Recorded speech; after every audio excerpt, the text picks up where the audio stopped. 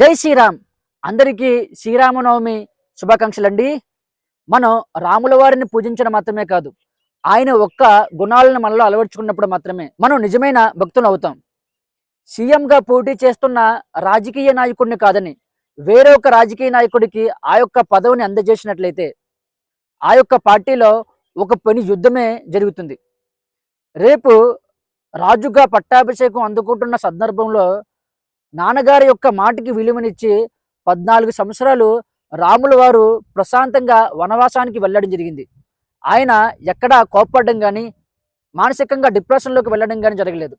మన జీవితంలో మనం అనుకోలేనిది ఏదైనా జరిగినట్లయితే మనం వెంటనే కోప్పడడం, లేక మానసికమైన డిప్రెషన్లోకి వెళ్తాం. తద్వారా మన జీవితంలో మనం అనుకుంది ఏది కూడా సాధించలేం. ప్రశాంతంగా ఉన్నప్పుడు మాత్రమే జీవితంలో ఉన్నతమైన స్థాయికి చేరుకోగలమని రాముల వారు ఈ యొక్క సంఘటన ద్వారా మనకు తెలియజేస్తున్నారు. సీతమ్మ తల్లి కనిపించకుండా వెళ్ళిపోయినప్పుడు అమ్మని ఎతికే ప్రయత్నంలో లంకని ఎలా చేరుకోవాలి, సముద్రాన్ని ఎలా దాటాలనే విషయం రాముల వారికి ఆ సందర్భంలో తెలియదు.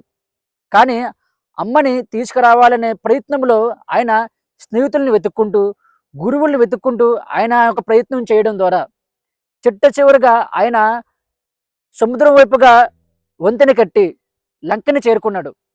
అలాగే మన జీవితంలో మనం అనుకుంటున్న గోల్ని చేరుకునేటప్పుడు మనకు మార్గాలు అనేవి ఒక్కొక్కసారి కనిపించవు.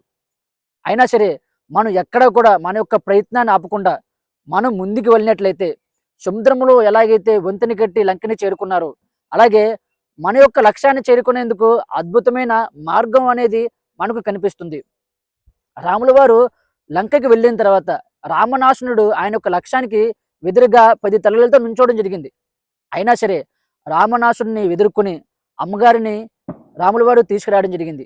అలాగే మన యొక్క లక్ష్యాన్ని మనం అందుకునే సందర్భంలో మనలో కోపం, భయం, ఆందోళన, ఈర్ష, ద్వేషం ఇలా రకరకాల లక్షణాలు 10 తలలు కట్టుకుని రామనాసుల్లా మనలో నుంచి బయటికి రావడం జరుగుతుంది. వాటిని మనం జయించినప్పుడు మాత్రమే మన యొక్క లక్ష్యాన్ని మనం చేరుకోవడం జరుగుతుంది. అయితే ఈ యొక్క లక్ష్యాన్ని రాముల వారు తన యొక్క స్నేహితుల ద్వారా ఆయన ఈ యొక్క విజయాన్ని సాధించడం జరిగింది. 10 మంది స్నేహితులతో మనం కలిసి పనిచేసినప్పుడు మన యొక్క లక్ష్యాన్ని చాలా ఈజీగా చేరుకోగలమని ఆయన ఈ యొక్క సందర్భం ద్వారా మనకు నిరూపించడం జరిగింది. అలాగే మనం చేస్తున్న పనిలో నేను ఒక్కడినే సింగిల్గా చేయగలనని మీరు ఎప్పుడు అనుకోవద్దు. నమ్మకమైన మీ యొక్క స్నేహితుల ద్వారా మీరు ప్రయత్నం చేసినట్లయితే మీరు అనుకున్న లక్ష్యాన్ని చాలా ఈజీగా చేరుకోవడం జరుగుతుంది. కాబట్టి రాముల వారిలో ఉండే ఈ యొక్క లక్షణాలని మనలో అలవర్చుకొని మనం అద్భుతమైన విజయాలు సాధించవచ్చు. జై శ్రీరామ్.